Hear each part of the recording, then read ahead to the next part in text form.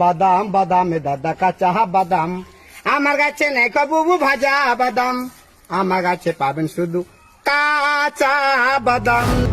বাদাম কাকুর কাঁচা বাদামের পর এবার ভাইরাল কুলপির যুবক।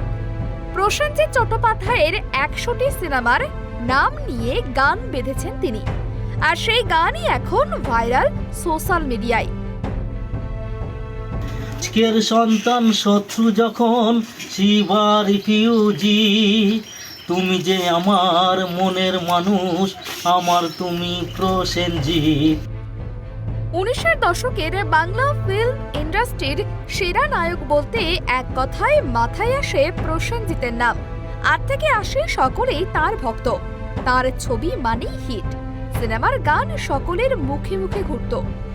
কিন্তু কজনেরই বা তার প্রত্যেকটি সিনেমার নাম একেবারে ঠটস্থ। কুলপির যুবক সেই অসাধ্য সাধন করে দেখান। কুলপির যুবকের নাম পীয়ূষ ভুরে। কুলপি বিধানসভার করঞ্জলি গ্রাম পঞ্চায়েতের বাসতলার বাসিন্দা তিনি। তবে প্রসেনজিৎ চট্টোপাধ্যায়ের সিনেমার গান নয়, প্রসেনজিতের ১০০খানা ছবির নাম নিয়ে তৈরি করেছেন গান, আর যা তাকে ইতিমধ্যেই ভাইরাল করে দিয়েছে। কিভাবে আসা বলতে, ছোট থেকে তো বাড়ির সবাই ফ্যামিলি, বাবা কীর্তন করতো, জাগরণ করতো, দাদাও গান বাজনা করতো, ঠিক আছে। তো এই সব দেখে দেখে আমারও ভালো লাগতো যে আমিও গান গাইবো, সবাই আমাকে শিল্পী হিসাবে চিনবে।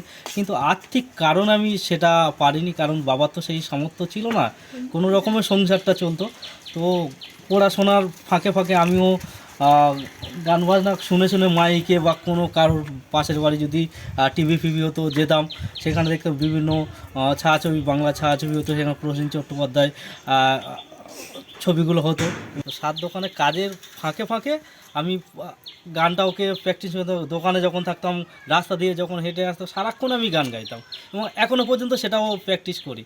তো এইভাবে করতে করতে আমার ইচ্ছা ছিল যে প্রসেনজিৎ চট্টোপাধ্যায়কে নিয়ে কোনো একটা আমি গান গাইবো। কেন না, প্রসেনজিৎ চট্টোপাধ্যায়ের ছোটো থেকে ওনার অভিনয়টা আমার খুব ভালো লাগতো। জানা যাচ্ছে ছোটবেলা থেকেই গানের চর্চা করতেন তিনি। পরিবারেরও গানের পরিবার, বাবা কীর্তন শিল্পী, আর সেই দেখা দেখিও তারও ইচ্ছে হয় বড় হয়ে তিনি শিল্পী হবেন। তবে বাধা হয়ে দাঁড়িয়েছিল সংসারে অভাবের তাড়নায় পড়াশোনা শেষ করে পাড়ারই এক কাজ শুরু করেন পীয়ূষ। কিন্তু মনে ছিল অদম্য জেদ, কিছু তাকে করতেই হবে। তাই দোকানের পাশাপাশি যখনই সময় পেতেন গুনগুন করে করতেন প্রসেনজিৎ চট্টোপাধ্যায়ের সিনেমার গান।